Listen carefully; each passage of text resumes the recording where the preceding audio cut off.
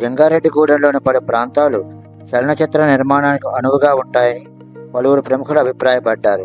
అనన్య చిత్రం ద్వారా దర్శకుడిగా పరిచయమైన B Prasadaraju Varma movie creations బ్యానర్పై అల్లుళ్ళొచ్చారు సంక్రాంతికి అనే కొత్త ఓటీటీ సినిమా గంగానమ్మ గుడి వద్ద శుక్రవారం చిత్రీకరణ మొదలుపెట్టారు.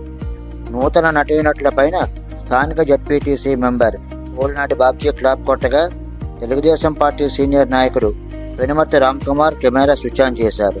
మరో సీనియర్ నేత రాజాన పండు మొదటి షాట్కు దర్శకత్వం వహించారు. అలాగే పట్టణంలోని ఎంటీఆర్ సెంటర్లో రెగ్యులర్ షూటింగ్ కొనసాగించారు. ప్రారంభ కార్యక్రమంలో గంగానమ్మ ఆలయం కమిటీ చైర్మన్ కడగర వీర్రాజు, బీజేపీ పట్టణ అధ్యక్షులు Koppaka Srinivas, city cable MD Srinivas Palaparthi, Janasena అధ్యక్షులు మేకా ఈశ్వరయ్య తదితరులు పాల్గొన్నారు. చిత్రీకరణలో నూతన నటీనటులైన అరవింద్ జాలా, కిషోర్ నాగదుర్గ